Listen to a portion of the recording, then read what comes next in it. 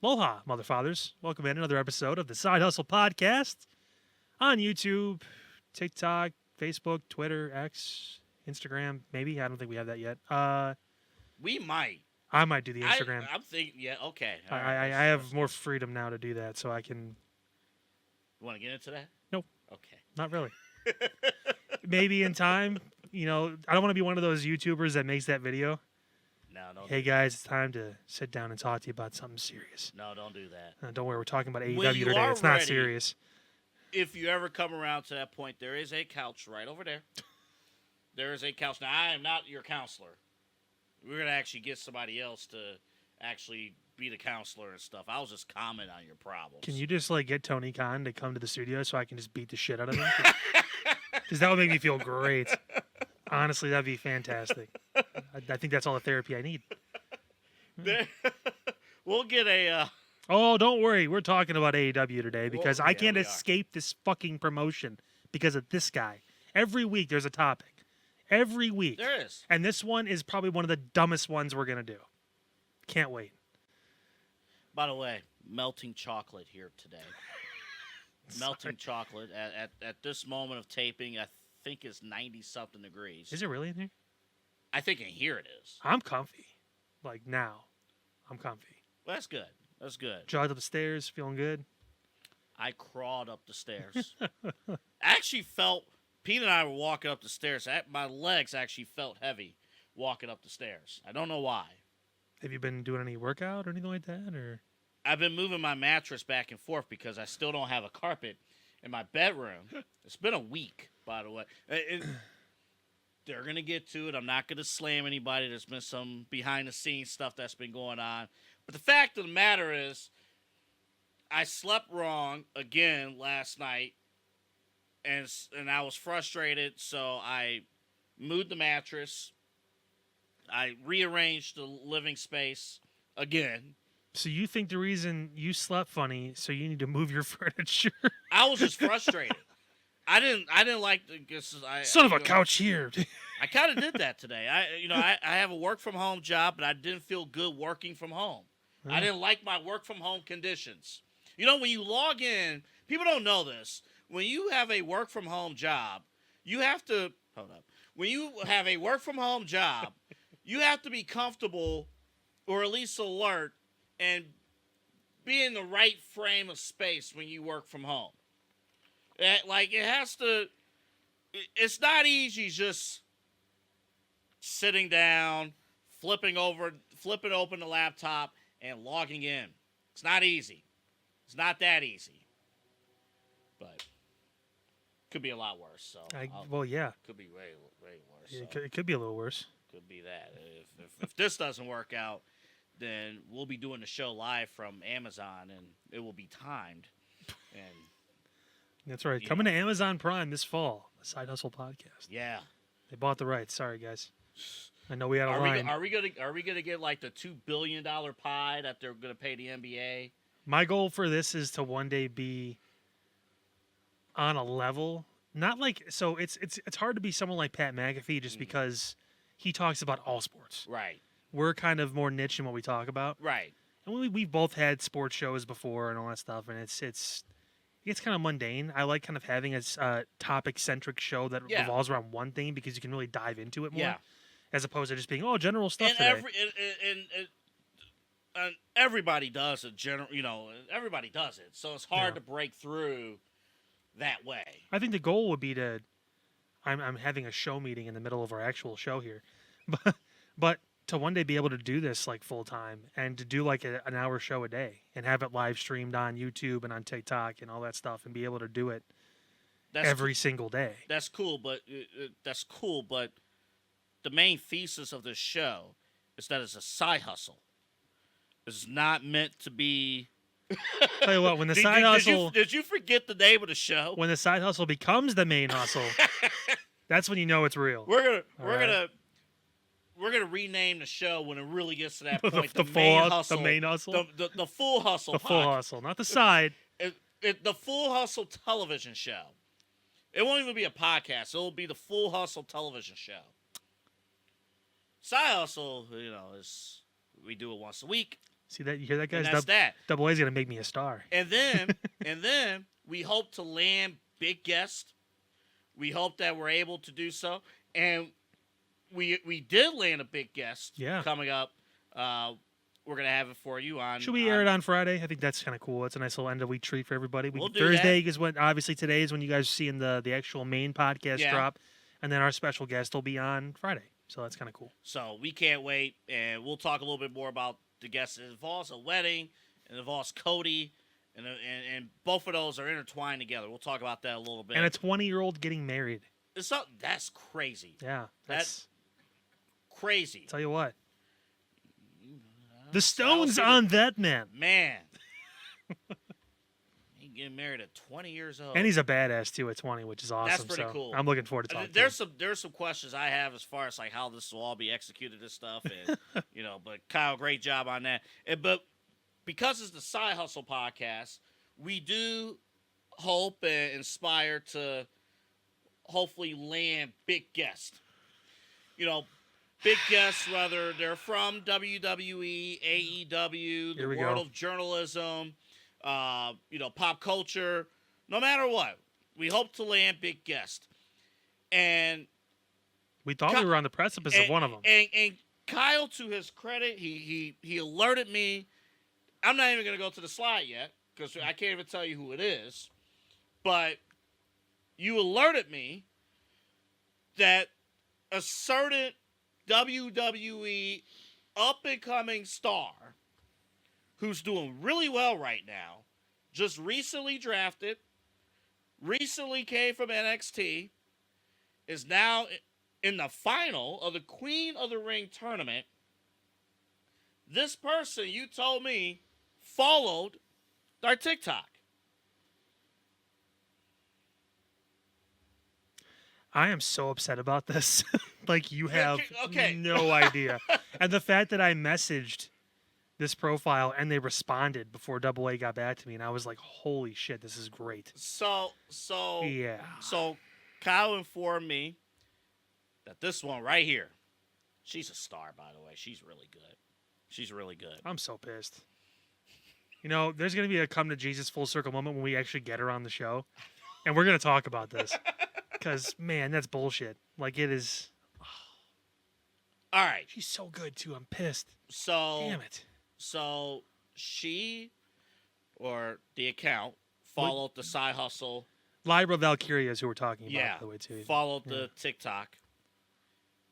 Great. Cool. You had great...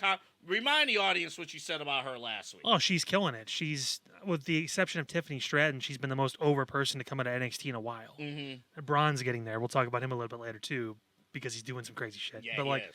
But just the natural reaction to Lyra, the fan reaction, everything to her. And then we post, obviously, we take clips from the show. We throw it on the TikTok. That's kind of what it's there for. To give you little, snippets and encourage you to come watch the full thing. Or listen to the full thing, however you embrace our content. That's great. But...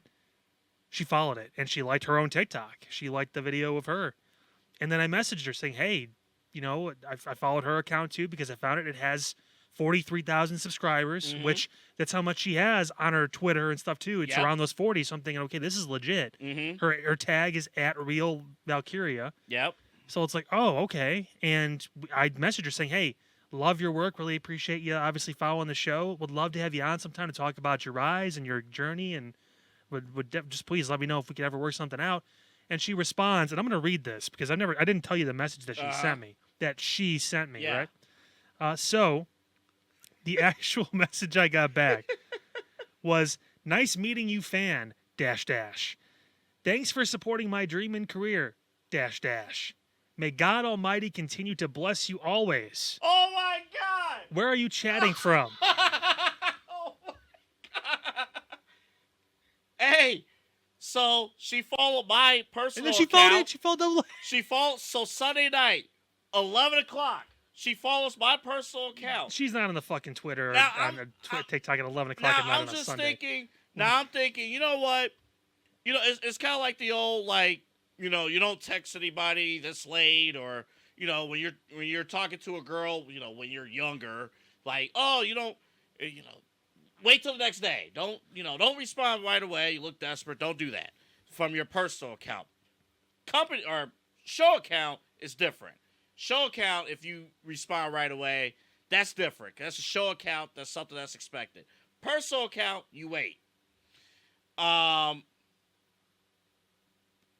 see the alert at 11:20 p.m.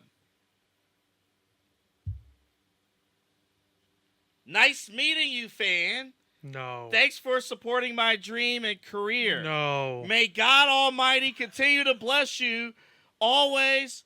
Where are you chatting from? ? I'm calling Neve from Catfish. This is bullshit. You got to be kidding me. Oh my god. I'm like, this is odd, but I'll respond. I kind of. What did you my say? Antenna is, What did he say? My antenna was going off, but you know what? You had Let's a see where it conversation. goes. I gave 2 answers. So my first response, Social security number. no. I said, hey, I'm from Cleveland. We occasionally get nice things here. That was my first response. I'm from Dublin, Ireland, 27 years old, but currently in the United States. That part is true. Man, that Wikipedia page is burning up, isn't it? Man, that part is true. Jesus Christ. That's where she's from. You look it up. How old is she? She is 27. I'm so depressed right now. This is absolute garbage. She then follows up. I was just having a random check on my page and came across your profile. Oh, yeah, you're... Listen, man, I told you, you're a star, but you're not that special. I'm very special. You watch your mouth there. I take that back. Yeah, you are very special. Thank you. Mm-hmm. How old are you? She asked that? She did. Oh, God. She did. Well, she. And then, what do you do for a living? What do you do for a living? And how long have you been a fan of mine? And I didn't respond after that. You know, so... And I know mind you, this account... I'm being very naive here, but this account... And I texted you, I'm like, hey, sorry, buddy. 40, what, 2, 3? 45.5 thousand followers. That's more than her actual Twitter. On TikTok. Yeah. Now, if you go to her Instagram and Twitter... She puts it in the description. I don't have a TikTok. So she's very well aware that somebody is running. Somebody hacked her account, either hacked her account or made an account. Yeah. And they're treating it as a real one. And 45,000 fans are following this account. Valkyria WWE. We almost had our first WWE superstar on this show. I thought maybe it was going to happen like closer to SummerSlam because obviously it's in Cleveland, right? But damn, I was upset, man. Like you brought me down hard. I don't know. You went back and forth too. That's funny. But that's. And your credit card information was next, by the way. The next question they were going to ask. But that's. I could pay for your appearance. We should actually message her on like X or Instagram and be like, hey, we're actually a podcast located in Cleveland. We got a little bit of a following going. We got followed by that account. We'll clip this segment. Yeah, we could send it to her. And then we can, be like, hey, do you want to like come on the show and like talk about this at all? Because that's not fair for you. You're getting kind of put out there for like, this is not you, right? I mean, she really said, or this account, yeah, really nice meeting you, fan. Thanks for supporting my dream. Was it like --? I hate my life.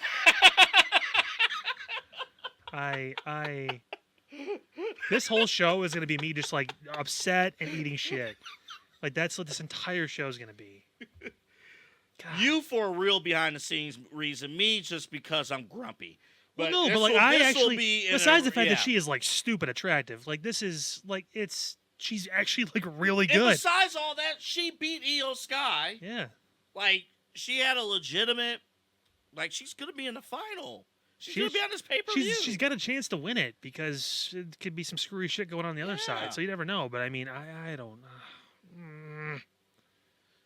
So lesson learned, kids. Lesson learned. Stay off social media unless you're watching our podcast. Unless you're watching our podcast or following LPV Productions, stay off of social media. Nice plug. Pete's like, yeah. And stay away from this guy. Holy shit. Stay away from this fucking guy right here. This guy right here. This. I still hate his theme music, by the way. I just want to point that out. They don't play it on Hulu. his NXT theme was fucking great. Uh-huh. It was a little bit slower. It was deliberate. I feel like they're trying to speed it up to like make it be, oh, it's more like him because he's fast and he runs around the ring really fast. No, like he doesn't. Let's address the storyline point of this first. I know. It's the first thing you see when he comes out, right, so I just you're bring right. it up. I agree. And the one benefit I have for watching Raw on Hulu, they don't play his theme music. They just cut right to the match. And then it's over. And it's over. That was it. They have their own Goldberg, even as a tattoo. Man, yeah, that's a good point. That's a great point. All right, so first thing, you see Adam Pearce there in the background because he is shook. He is shook. Matter of fact, if you want to talk like quality of management in WWE, Nick Aldis is on point. He has everything under control, at least for the most part. I don't know. Cody kind of made him his bitch last week. He told him, "I got this. Get out of the ring." He said it's super. He did it in a respectful. I still think Cody's actually a heel. He Like really at the very bottom He of the really score, is. like he's actually an asshole. Yeah, he is. He's like he's so like, oh yeah, please, I will Everything relieve he does you is of what you. condescending. Yeah, Everything. He looks like a fucking Bond villain. Man. But one day he's gonna flip, and He people are gonna will. lose their mind, and it's gonna be great. Well, like a long time from now, maybe. I don't know. We'll see. I'm not gonna say. I'm kidding. We got enough time for that. He's the real. No, he's not the real tribal chief. Adam Pearce, from a storyline standpoint, has absolutely no control over his television program. Like at all. At all. Like At nothing. all. Nothing. Like Rey Mysterio, the deadbeat dad of WWE, Rey Mysterio, is, he's searching because somebody beat up LWO again and everything, and everybody, that's, you want to talk about fraud. That Rey Mysterio's a fraud. Anywho. Man, you were on it. Anything else on your mind? Man, this guy right here, Bron Breakker. The story makes Just look at just the camera angle. This, He's just like, this single shot right here. Look at Pierce. I fucking He looked died. like I'm a sorry. substitute teacher who has no control of his class. Ugh. Like, what are you doing? He's looking man? at this is a 5th grade sub looking at the kid who's failed and get held back 3 times and is like 3 times the size of everybody in the class man. and just picks on whoever he wants. Man. Oh my god. Man. That's the- Aaron. Holy shit. Storyline wise, the world finally makes sense again. Bron Breakker, his sole motivation, he wants real competition. He debuted like he's obviously better than anyone on NXT. He did his little run on SmackDown. He's ready for real competition. And who does Adam Pearce give him? Licky McButthole. Get some dude named Dixon. And that young man, What's Clarence Dixon? Was that his name? woo! That young man got a 2-piece and walked out of there with a 6-piece. 6 pieces of his body. Dissected. You missed out on your frog dissection class back in 7th grade. Bron Breakker took care of that for you. I love it, though. Like, in that corner, he's just like, you knocked me out of the King of the Ring. Like, you didn't even put me in the King of the Ring. And it's just, his inner ink just gets worked up. It's good because it gives him something to do for a while because they don't really want to. You can't feed him to Priest or any of those guys yet just because they have other plans for that. Right. So what do you do with Braun in the meantime? You also don't want to have him just jump on Sami Zayn right now, which I imagine an IC title will be in his future. Well, but I mean, they put him in an ideal first feud. Ricochet. yeah. That is a perfect first feud. And Ilya. They have history. Yeah, that is a perfect first feud because Ricochet ain't got nowhere else to go. So Hey, he's a speed champ. Relax. Ricochet ain't got nowhere else to go. So That's like one of the most, and we, again, for all of the slack we get for not like being fair and critiquing WWE, one of the most mismanaged superstars, even in the Triple H era, is Ricochet. I mean, I don't think he ever had an NXT title match. I don't think he did. I don't think He had a couple big feuds down there, but he had North American title, but he never had the actual championship or a run at it at least. He's never been, I think he's had a couple world title matches off of subsequence. Like he was facing Brock Lesnar one time or some bullshit, and we all knew it was going to happen. Like a serious run for a dude that can literally do anything. You are aware of who essentially killed his upward potential, right? It's our favorite guy, Drew McIntyre, years ago. Do you recall? I might have to play the clip for you after the show. This is years ago. I think this is pre-pandemic, actually. Go back that far. Years ago, they're in the ring. I think this was Raw. They're in the ring. I forgot what the feud was, but McIntyre, Ricochet, and others were in the ring. And Ricochet says something along the lines of, "Why are we in this? I didn't come here to talk." And then his follow-up line, he meant to say, "I came here to fight." Well, as soon as Ricochet said, "I didn't come here to talk," McIntyre out of the blue, "Well, shut up." Well, then shut up. And you think that killed his career? I think as far as the upward, because Ricochet really can't. He has not proven that he can cut an elite level promo. Fire. Like there's no. Some people just can't get fired up, and I get some people's personalities are more relaxed and chill when they get fired up. It's not much, but he has to find a purpose and a reason to get there. Maybe this can help. I don't know. This will help because he'll have responsibility. Anywho, he's gonna get his ass kicked. He will. It'll be a fun match because he'll get some offense. And I said this to you. I stand by it. This guy right here, no, not Pierce, Bron Breakker. I predict he will main event WrestleMania Saturday next year. I am getting 2002 Brock Lesnar vibes with Bron Breakker. With this run, except this will be handled way more responsibly. So he can go in the ring, cut a promo too, and do all that stuff. Again, I think they just need. The only thing that I don't like is the entrance. I mean, they tweak it a little bit. I like the zoom in after he does the break thing. That's great. He has it built in. He really embraced it, the breaker side of things, which is cool. But man, that music just gets me every time because I remember it was NXT when I saw him a few times down there, and I was like, this is one of the best fucking theme songs. And then he had the thing with Baron Corbin where they teamed together for a little bit, and then now this hyped up. It sounds like Ultimate Warrior. I hate it. I know. It's not. I can't appropriately critique his new theme. When the bell rings. Oh, I want to see him actually, because the problem is, people are going to pigeonhole him now a little bit. Mm-hmm. Oh, he just comes out and Goldberg's people and just spears people. But this is why Ricochet is perfect, because Ricochet does have enough respect where he will get moves in. He's going to have a match. It's not going to be Bron is not working 3-minute only matches and calling it a day. He's going to. The whole premise of his character right now, which is what I love, he wants real competition. He wants to prove that he could be at top of the line superstar type of guy. That's really his purpose. Yeah. But until Adam Pearce gives him that opportunity, he's going to keep beating people up backstage. Yeah. And speaking of backstage, to jumpstart that Ricochet feud, just out of the blue, when he spears you, you hear the wind below. You hear it. It's almost to the point where, man, I don't know if I want to see anybody else in WWE do a spear other than Bron Breakker. Well, and I know that's a shot to Jey Uso. No, but that's a shot to Roman if you think about it.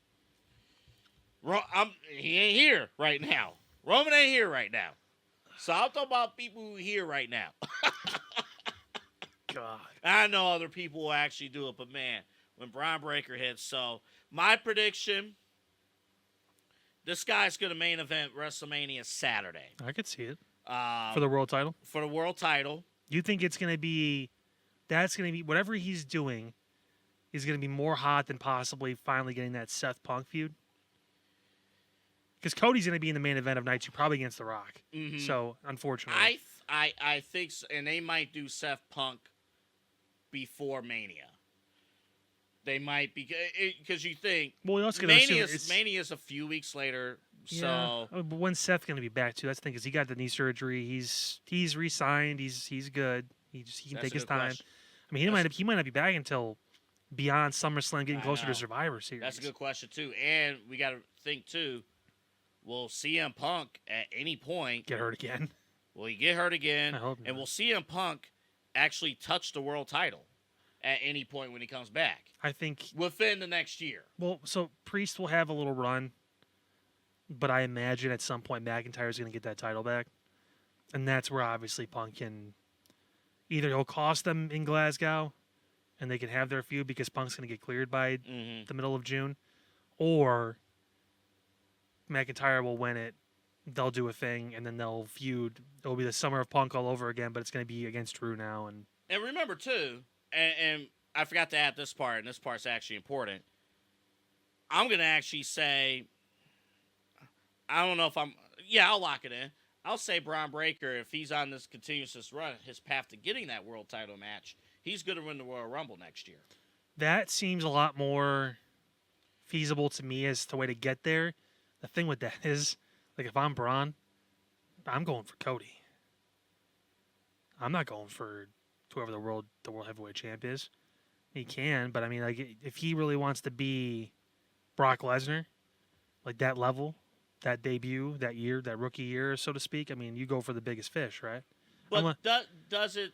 Unless Paul Heyman gets in his ear and tells him. There's so many fucking There's leaves. also the Paul Heyman factor. Yeah. There's very much a Paul Heyman factor behind the scenes. If you think back to 2002, you think back to when Brock Lesnar was initially introduced on television, there weren't just squash matches at first. It was ref stoppages. It was Brock is not going for the win. Brock is gonna try to kill you.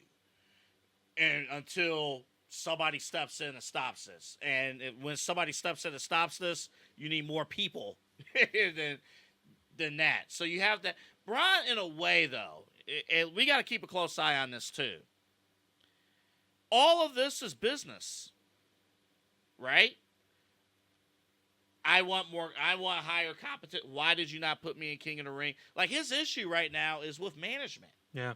So if he is seen as a businessman, then maybe if he wants to face Cody, maybe you put in a storyline, just a little mini storyline. Hey, the final boss had a little talk with Braun. Yeah, money talks. Just ways to get around it. But that's where they pays him to. No, you face Drew McIntyre, Punk, whoever it is. I'll take Cody. Yeah, whatever. I like that. So, speaking of which, so this was actually taken at the Royal Rumble. After it or before it? I'm going to assume after. I assume after, based on some scratches, some stuff here. Oh, Pete, I forgot to ask if you have that video that we sent earlier. Don't worry about it. So, it was from earlier the week. I kind of forgot about it too, but it was earlier. So Cody was on Busted Open on Sirius XM, and he had mentioned that going into the Royal Rumble,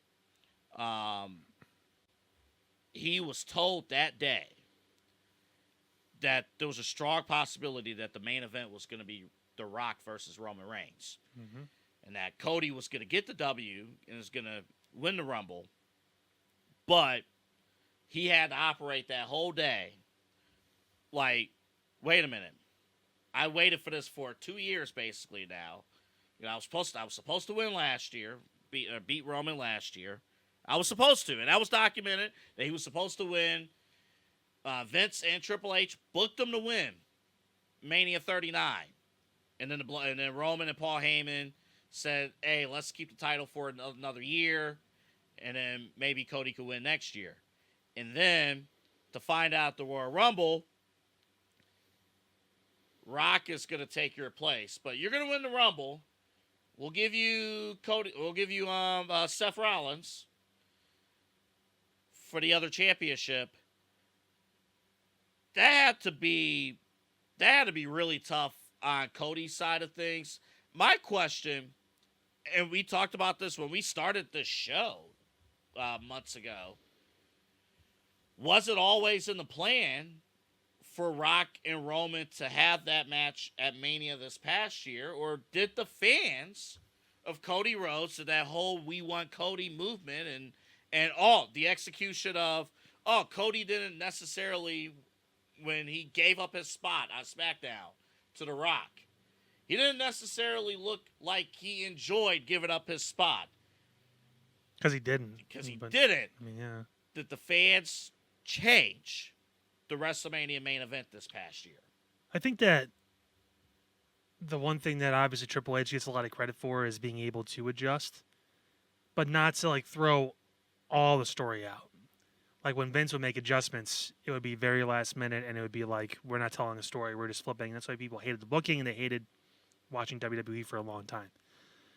Now, you can kind of get a sense, and it wasn't just the crowd, the live crowd. It was social media. It took over X, Twitter, whatever you want to call it, everything.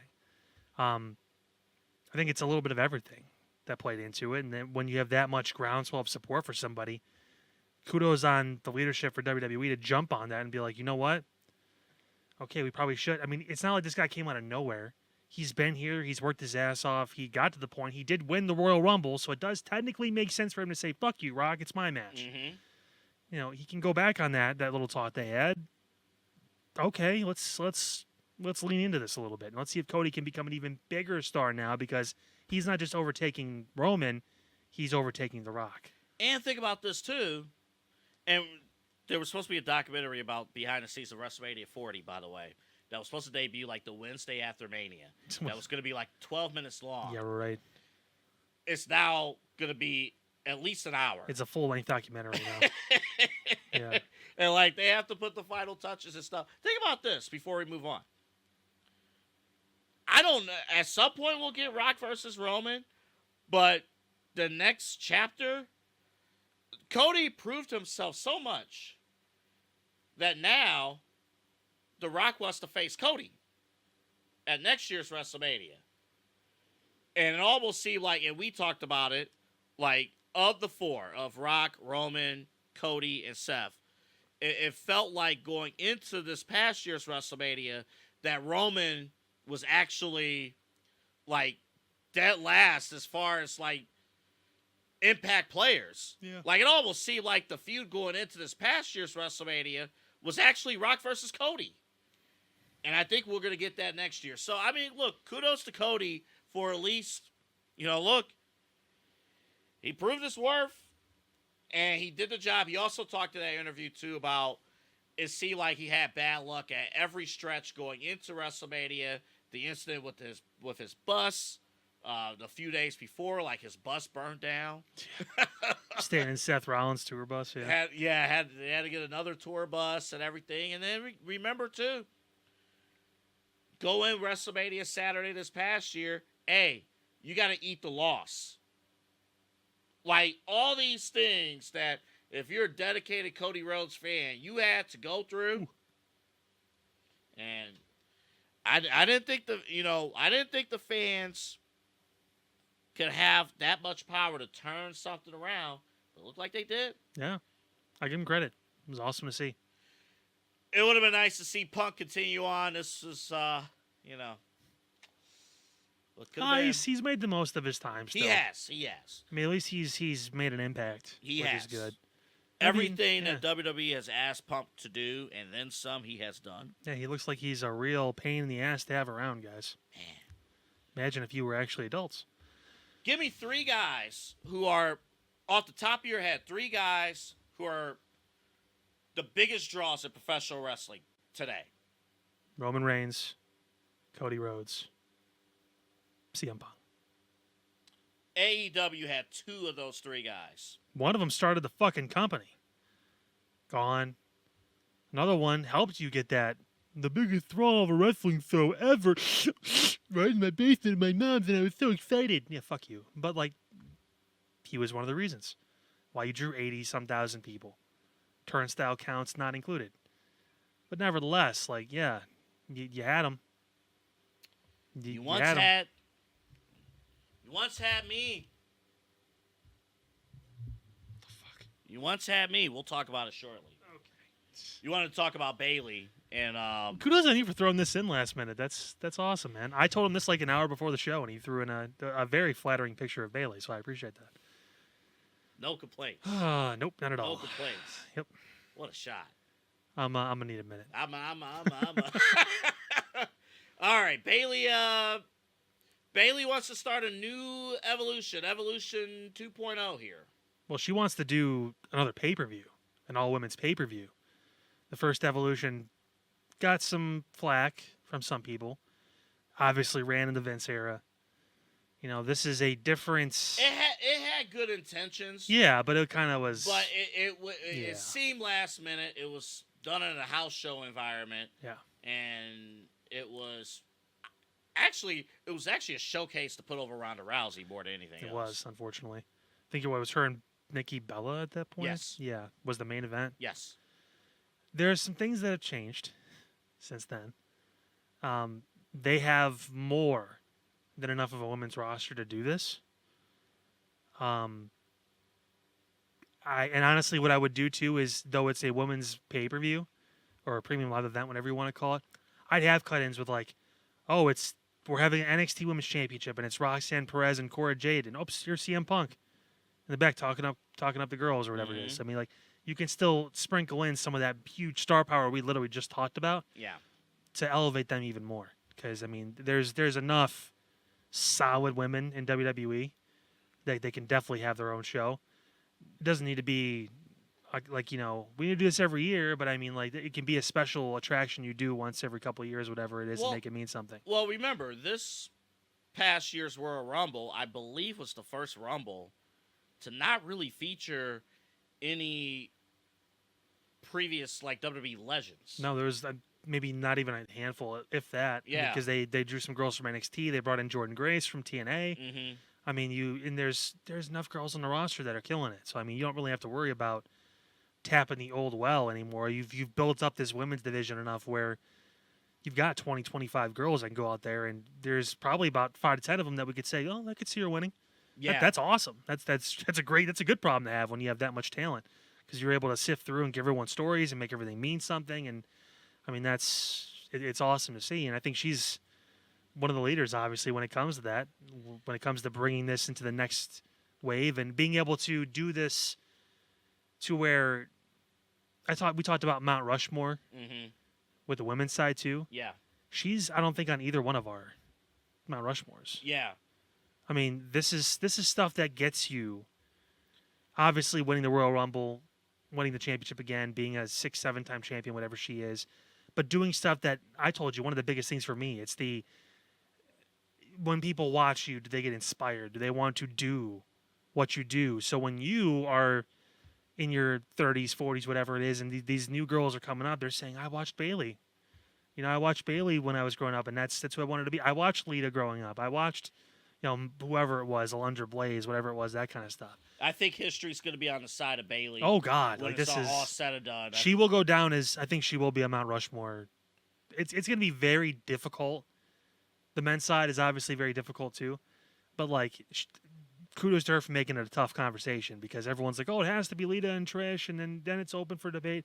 It's like, those two, as impactful as they were, they might get fucking pushed off based on some of these girls we got going on. Like, yeah, we'll see. It's nuts. Like, since we're talking about Bayley, let's start including her in these pay-per-view posters here, these billboards. I understand she's not in the Queen of the Ring premium live event. She's the champion, but she's the champion. She's one of the reasons why people watched WrestleMania this past year. Yeah, she had her evolution story. I mean, come on. Yeah, let's get Bayley. Let's get Bayley in that in some of these posters here. It's time. It's time. You heard the man. You know, I'm trying to cater to our female audience because I feel like we don't do that enough. And it could seem like two guys just talking about sports and swearing and all that stuff, but like we care like a lot about women's wrestling too. So to have the platform to do this again and hopefully do it right and do it well, which we know they're capable of doing. I mean, it's going to be one of the clips I'm sure that's going to be on TikTok this week, and it's going to be on YouTube and everything as well. Like we're pushing for this, and we're behind Bayley when it comes to it. So, and hopefully one day we'll be able to talk to the real Bayley. Sorry. Oh, fuck you. We had such good momentum. You had to bring that shit up. I can only imagine what we're going to talk about next. Do I have to bring out the sunglasses? Okay, not yet. Cool. That's not great. yet.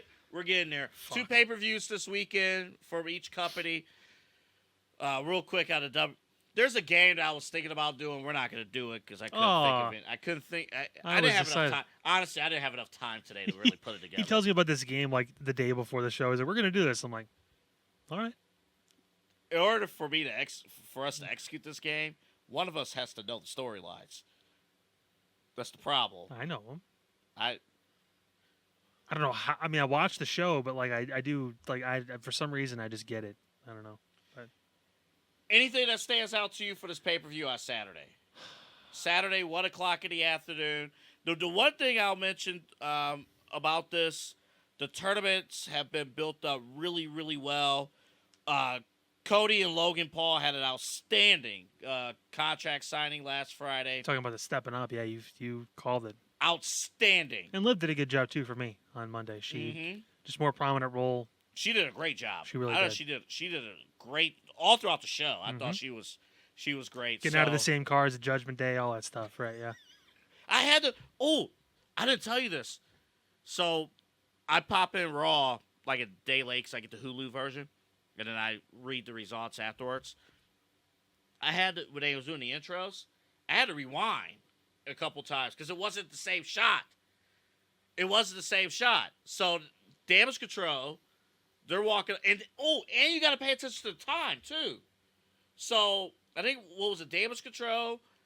They were walking into the arena at what, 2:13, and Liv is getting out of the car.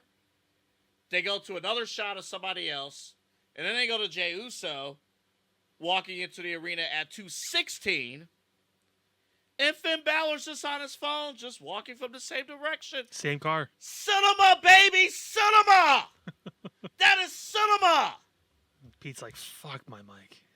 Oh, man. You never know when he's going to do shit like that. You just have no idea. I'm sorry, man. That Tiny is man, but so much voice. It's cinema! Because it wasn't the same shot back to back. It was one shot. I know what you're talking about, because it was one guy that one person showing up at like 5 o'clock. You're like, oh, and then the next person is at a minute past when the other one was. Yeah. And then you see Finn get out of the car and walk back. They're basically breeding a kick Damian Priest out of the Judgment Day, bring in Liv Morgan. Finn's the new leader. Finn challenges Damian for the title, probably, I'd imagine, relatively soon. That turns, obviously, Damian Priest babyface. He's already hinted at doing that with some of his moves lately. I mean, he's gotten over with the fans. I think they really enjoy him now too, so he can self-support himself at this point. I mean, what I'm looking forward to the most for this though is the advancement of that storyline too. Okay. Along with obviously seeing who wins King and Queen of the Ring. Yeah. I think we have a very likely scenario where it's going to be Bloodline for the King of the Ring. This is a great way to get Jay back involved. It's also a great way to get Jimmy back too if he's not hurt, which I think there's been like some reports that he's injured. I heard a little bit. It could be bullshit. I don't know. I mean, there's no official statement from WWE saying he's actually hurt. Yeah. But nevertheless, this is a way to obviously get those two back together. As far as storyline goes, it kind of breeds getting the wheels turning to Roman's return probably at SummerSlam too, which is going to be great to see. Yeah. I think this is also a great chance for, if they're smart, which we found out, I guess Bianca's not pregnant, so that's good because she's still wrestling constantly. I saw a couple kicks to the stomach. Yeah, I think they wanted to kick that kick that notion out of the way. Yeah. Maybe Montez found out he's a father from a previous marriage. I don't know, but they tell you he is. I mean, he's got 2 already. Dude, whatever. It's his life, man. Live it, brother. Do what you got to do. But Lyra needs to win this as a building block. Nia Jax and Bianca Belair don't need this. I think this could be a huge jump for her because I think the eventual, if Liv obviously wins, which I think she probably will, her match with Becky at this event. You have Liv winning Saturday? Yeah, I think do too, with help from Dom, I think she'll win it. I do too, actually. I think the next logical opponent, if it's not Becky right away, is Lyra. So let's make it matter. Let's make her the queen of the ring, so she has a real reason besides just Becky. Like, she's on top of the world. You know what? I deserve a title shot. I just went through half the Raw roster and the top wrestler on SmackDown to get through to win this. And it also gives legitimacy to the Queen of the Ring to have her be in a title feud, either going into Clash at the Castle, which is in Ireland. It is. Where Lyra is actually from. Yep. Despite what that fake profile said, it's technically true. Check the Wikipedia. But they got that part right. It makes a lot of sense to she have that. 27. I don't know. Those are the three things for me I'm watching. Right? Shut up. I'm a fan too. Shut your mouth. She says, "Shut your mouth and enjoy the ride." She is that. That's what I'm looking forward to, though. Those are the three things. The Cody Logan thing, I know what's going to happen, so I'm not too concerned about it. It's a showcase. It's a showcase. They protected Logan. Cody is now looks like an idiot for bringing up the U.S. title because it's not going to be on the line, which is unfortunate. But now I loved the curveball there. Loved it. And you called that, by the way. Called it. You did say it was going to happen. I told you I only agreed to this. Yeah. You literally played it out great. So kudos to you, man, on that. That's awesome. All right, let's move here because we got a ton of stuff here again. We got something planned coming up here. What's next? I don't give a fuck about that. All right, next slide. Those are the matches. Look at this shit show. Those are the matches. All right, I have a running theory about AEW. I have a running theory, and it actually involves this man. Because this man this is Dave Meltzer, by the way. And Kyle's going to read something here shortly, but I have a theory. I don't want to. So, last week, and as our duty, we watch these shows. And I put on Dynamite. And I approached Dynamite how I used to approach watching Maury Povich. What you do is you turn your brain off and you just watch. The story lasts for one episode or a solid 10 minutes. It's the match. They wrestle. There's a winner. There's a loser. You enjoy your time, and then you move on with your day. That's AEW. That is AEW. So when I turned my brain off and didn't ask about what's the story of why should I care this match? Why should I care? Why should I whatever? And I just turned my brain off and watched. I enjoyed it. It's what this man, Dave Meltzer, believes in a promotion, which is basically an independent show. When you go to an independent show, for the most part, you don't know the stories. And it's up to the independent show. The good ones will tell you the story. And the good independent promotions, even local ones here, Exodus Pro Wrestling, they're one of those. Mega Championship Wrestling. Mega Championship Wrestling. They will tell you the story. You will know the story beforehand. The matches will abide by the story. And then if you come back, hey, this is what happened last month. Or if I missed last month, here's what happened 2 months ago. And it all ties in. AEW is different. AEW, there's no connection between Dynamite and Rampage. Rampage to Collision. Nothing. There's no connection between the people that are actually working. Tony Storm flip-flops between face and heel every week because we don't think there should be faces or heels. That's why you have in the Young Bucks' backyard in California coming out for their show and their West Coast swing, a 10,000-seat arena, you only dress 2,000 seats for it, and you've only sold 1,500 tickets. Keep doing that shit for the live shows, for all 1,500 of your fans. You're a failure. You're an actual failure of a fucking promotion. Plain and simple. Get out of those fucking buildings. They don't deserve it. And why? You're wasting your money. Tony, you're wasting your money.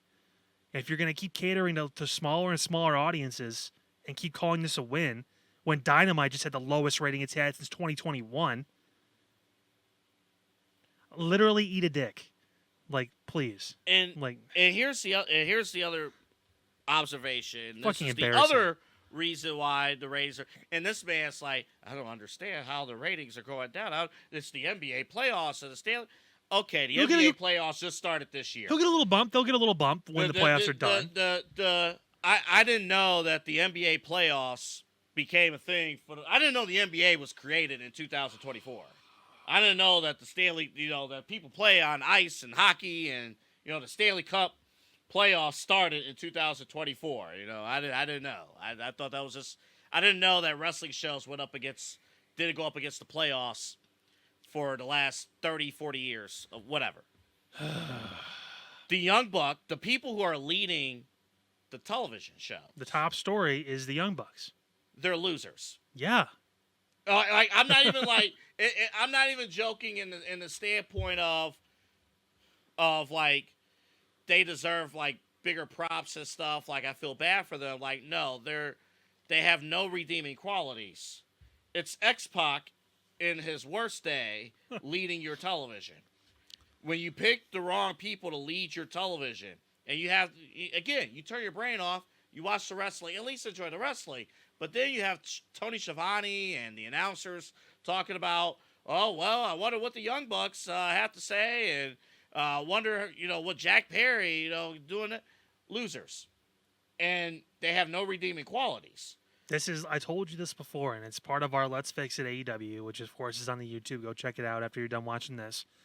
But it's his promotion. I don't think he's... You know what? I don't know anymore. People have been like, oh, he's not getting paid by AEW. I don't fucking know what Tony's doing. Tony's a loose cannon. Honestly. He may like Dave so much he is paying him for an advisory role. I don't know what it is. And I don't think anyone really knows for sure, so you can't just say, oh, he's obviously not paying him. We don't fucking know. But nevertheless, Dave sees this as an opportunity. He's never fully been in on WWE. Never been fully It's not his style. Well, no, he's never been fully in as far as like being truly integrated to and respected in WWE. Because it's not. You're right. Because it's not his style of wrestling. It never was. He's infatuated with Japan. That's Dave's thing. When you see the top 10 wrestlers for men and women, there's always 3 or 4 Japanese people you've never heard of on there because Dave Meltzer happened to see him. Like it's. I think it's not a winning formula to make money and be productive. If Tony Khan's only mission is to be a fanboy and to have a promotion he can play with, he can have it for as long as he has money, which is a long time. Will they actually draw and be real competition? No, they're not. No, they're not. You're not. This is not fucking Coke and Pepsi. This is not any of that. WWE is Coke, and you're fucking crack. Plain and simple. We've kind of avoided this, Dave Meltzer, for months now, but it's you have, I haven't. But in terms of the show, of covering it on the show, yeah, you make me fucking do it today. But that's I think it needs to be studied. His influence needs to be studied, and the best way to really study his influence is by having Kyle read to you all the 5-star matches that Dave Meltzer has awarded All Elite Wrestling. I'm literally sick. So I pulled the list. Pete, do you have any Tylenol in the studio somewhere? I left mine at home. Fuck. I pulled the list. Company history, AEW's been around 5. It's the anniversary. So on behalf of 5 years of All Elite Wrestling, we will read to you, until Kyle's head explodes, the 5-star matches that this company has delivered according to Dave Meltzer. Oh, I really don't want to do this. Okay. Well, I have to open it again because I closed it.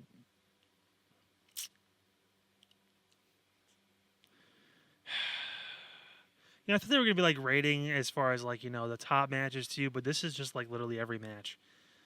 The first match on the list, now this is from 2019 all the way till now. Cody versus Dustin Rhodes, Double or Nothing, 5 stars. That was probably one of the best matches I think we've seen. That's fine. when everyone kind of consensus agrees, like, hey, that was a really fucking good match. Yeah. That's fine. All right, keep going. It gets worse. The next match, already just. You can't tell me this match is better than Cody and Dustin. I'm sorry. Lucha Brothers and the Young Bucks, 5.25 stars. Already, I want to kill myself. I don't. Hold up. Pete, do you know who the Lucha Brothers are? Do you know who the Lucha Brothers are? They've literally, like, I don't know if you noticed this when you were reading through this, but like 3 or 4 of the matches are different iterations of the Lucha Brothers versus the Bucks. Did you notice that? I did. I'll continue. Kenny Omega and Hangman Page versus the Bucks. AEW Evolution, 6 stars. 6 stars. Remember the original star rating system that was created by Jim Cornette and a buddy of his a while back? 4 stars, because it went off like the movie ratings. 4-star was dropped down, holy shit, best match we've ever seen. 3 stars, damn good match. 2 stars, it was all right. 1 star, 0 stars, that fucking sucked. But 5 stars is everything. This came out of nowhere. This was Dave's taking the star rating. Including the story. So, Kyle, do you remember, without even reading the description, I didn't. You remember the story of that match? No. Okay. Best Friends versus Santana Ortiz, 5 stars. The best fucking friends. You read this. Don't look at me like that. You fucking did this. You did this. Sorry, Saka. Young Bucks versus FTR. AEW Full Gear. 5.25 stars. Again, I love Eric Bischoff's point, and I think lately I've been getting on this too. What actually makes FTR the best tag team in the world? The fact that they chose a secondary promotion to work in just to get star ratings? Because they have a bunch of 5-star ratings from Dave that makes them the best? Oh, and Dax. They're not fucking drawing anybody. Oh, and Dax. I hate to tell you this, buddy, because I did want to buy your shirt. Storytelling kind of matters. If you want to mock what's the story? You kind of need to put more butts in seats. That's what storytelling is for. There goes that mic again. I thought I was going to yell. No, I'm just numb right now. Kenny Omega versus Rey Fenix. AEW New Year's Smash Night 1, 5 stars. Because any match Kenny has automatically gets 5 stars. And Rey Fenix is a superstar. No, he's not. Everybody knows him. The Young Bucks versus the Death Triangle. AEW Dynamite, 5 stars. Love it when TV shows that get 600,000 viewers are getting 5-star ratings in front of 2,000 people. Fantastic. What a maneuver. What a maneuver. Young Bucks versus Lucha Brothers. There they are again. All out. AEW. 5.75 stars. When I tell you Dave has literally lost his fucking mind, I'm not kidding. Bryan Danielson versus Kenny Omega. AEW Grand Slam. This is Bryan's debut match, I believe. 5 stars. Okay. Like, it's hard with Bryan because he, for all the bullshit and with flack we get him as far as doing this and going to this promotion, he actually is really talented. And he does deliver. And Kenny is obviously on his babyface trope now of trying to throw AEW under the bus and Tony Khan under the bus, so he's well on his way, but still. The Super Click versus Jurassic Express and Christian Cage. 5 stars. The Super Click, in case you're wondering, was the Young Bucks and Adam Cole. Jurassic Express was Jungle Boy Jack Perry, Luchasaurus, and Christian Cage. Okay. Kenny Omega versus Hangman Page. AEW Full Gear. I think this is early on in AEW's run. 5.5 stars. Hangman Adam Page versus Bryan Danielson. AEW Winter is coming. 5 stars. Cody Rhodes versus Sammy Guevara. AEW Beach Break. 5 stars. Cody Rhodes making multiple appearances on this list has to just irk Dave now. He's going to be like, man, I never should have gave him 5 stars. He fucking left my promotion. He left my baby. He was kind enough to give the Mania 40 main event 5 stars. Chris Jericho, Daniel Garcia, Jake Hager, Angelo Parker, and Matt Menard versus Bryan Danielson, Jon Moxley, Eddie Kingston, Santana, and Ortiz. AEW Double or Nothing, 5 stars. There's 10 people, so naturally there's half a star per person. The Young Bucks versus Penta and Rey Fenix, a.k.a. Best Comic Core the match fucking I've ever Lucha wanted. Brothers. For the 3rd time on this list. AEW Rampage, the show that gets 200,000 viewers per fucking week. 5 stars. And less people there. There's like 500 people in the fucking crowd. Yeah, that show will be on Tubi next season. Will Ospreay and Aussie Open versus Penta, Pac, and Rey Fenix. It's a Lucha Brothers plus the Dirty Bastard. 5 stars. That's what he fucking called himself. Death Triangle, the same 3, versus Kenny Omega and the Young Bucks. 5 stars. I'll tell you what, the Lucha Brothers and the Young Bucks are just made to fucking they must get Dave so fucking hard. I'll tell you what. He has got to be at full mast when these guys. You know Triple H is really missing out. God, I'm sure he's just shaking in his retired wrestling boots right now. Holy shit. Adam, by the way, the one name not on this list so far is MJF, which is bullshit. I know he gets on the list at some point, but funny. The only guy that actually fucking drew for you. Adam Page versus Jon Moxley, AEW Revolution, 5 stars. This was, I believe, there was barbed wire involved, and it was a bunch of bullshit. Hey, look, the first MJF sighting. MJF versus Bryan Danielson, actually a very good fucking match at AEW Revolution. 5.75 stars. It's a 5-star match, Dave. Stop making it like these quarters, you fucking idiot. El Hijo del Vikingo versus Kenny Omega, AEW Dynamite, 5 stars.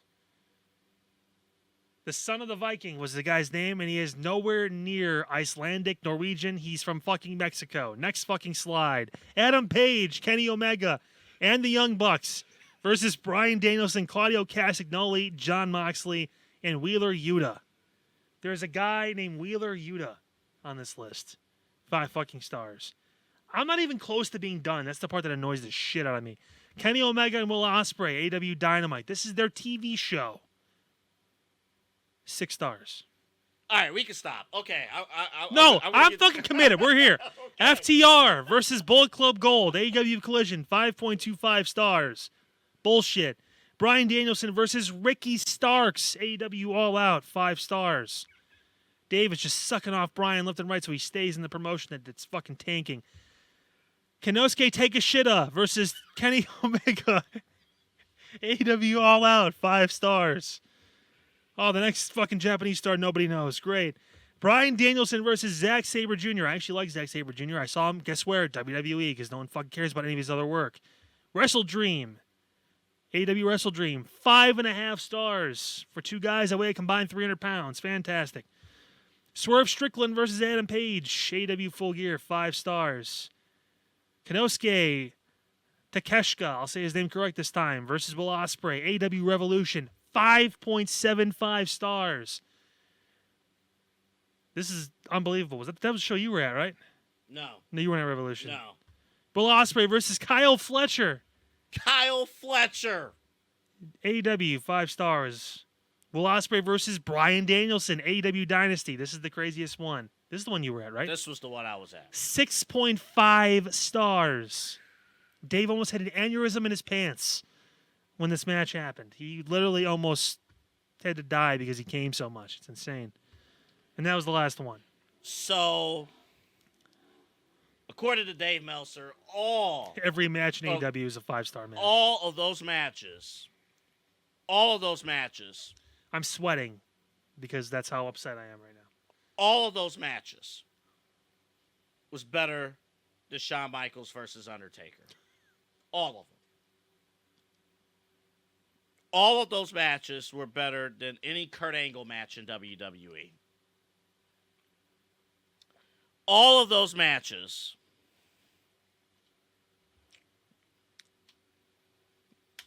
you don't need a story. That's the thing. No, you don't need a story to have a great individual match. You know what doesn't sell? Individual matches. Have fun with your gates at your once, twice a month, or once every 2 months pay-per-views. I mean, let's take it at face value. In a dying fucking industry, too, because the pay-per-view game is just falling off completely. Let's take it at face value. I think Kyle's just read about 25-star matches in the 5-year history of AEW. It was that many. I lost track, and I'm fucking bored. however many he just read. God. So why are the ratings down? Why are the ratings at its absolute lowest? They have more 5-star matches. Kyle's just read way more 5-star matches in AEW's 5-year history Than than in WWE. over the last 25 years. Yeah. Take AEW's last 5 over because no one gives a fuck about your stars, Dave, except the people that are wrestling in the promotion that you only want to talk about. So, at the end of the day, that list that he just read, that Kyle just read from this man, from Dave Meltzer, proves that this guy's a fraud. No, and so it proves they should stop listening to him. I won't call him a fraud because you're entitled to your opinion. The problem is you want to interject your opinion on everybody else. And you don't claim tribalism and all that stuff, and then he still reports negatively about WWE constantly and only positive things about AEW. Some would say, well, someone's going to talk nice about AEW. Everyone's upset with AEW right now. It's because they fucking suck. When WWE was bad, you looked for an alternative. When AEW is bad, all the fucking, 37-year-old neckbeard in their mom's basement fucking, look at my fun, it's my promotion. I made it like it's mine. I need it. You can't make fun of it. You can't make fun of me. Fuck you. And it was so much goodwill because the first match that you read, Cody and Dustin, deserved the whole brotherhood storyline, the start of a promotion, this grassroots effort. That made sense. That's a match that I could recall back. 5 stars means I can recall back. I know we got to wrap here pretty quickly here. A 5-star match is a type of matchup we can look back and reference the storyline. We can reference the match. We can reference what happened after the match, the cinema of it. Cody and Dustin, that is a 5-star match. Brotherhood, grassroots effort. I need my brother at the end of the match. That makes sense. There's only 3 or 4 matches in that cluster that actually, to me, would be a 5-star match. That's it. So tell me who do you think needs to step up this week before we get out of here? Camelo Hayes. Really? Yeah. And it was because LA Knight put that whooping out of inside and outside the ring. So, when LA Knight says, now go somewhere and play. I don't have time for you because Camelo Hayes, you need to prove to me why you are him. I understand you did your thing in NXT, your first round draft pick, but you've lost 2 matches so far on the main roster. So you gotta ooze it out here. So Camelo Hayes is mine is Lyra Valkyria. She has a huge opportunity this weekend, obviously in Saudi Arabia, to win this Queen of the Ring, and then obviously the subsequent Raw after. Even if she doesn't win, she needs to step up and be interjected into that Liv Morgan, Becky Lynch triangle to kind of take herself already to the next level. She's already there. She's over. Now she's got to try and stay in that scene, stay in that arena, because it's very easy to fall out of it if you don't really go at it. So, and I'm not just saying that because I'm butthurt about not actually talking to her, but nevertheless, Lyra needs to get it done. So, check out this interview tomorrow. We'll have this interview for you coming up tomorrow. This is pretty cool. Cody's going to be a best man for this young man. He's on that guy's entire life. What are you talking about? Incredible. So check that out. We'll have it for you dropped tomorrow on social media. That will do it. We'll see you guys again next week. And we'll recap the pay-per-views and any other in the 6 5-star matches that will take place at Double or Nothing. I'm going to set the camera on fire if we have to do that again. Don't make me do it again. Good night, everybody. You sorry son of a... Good night.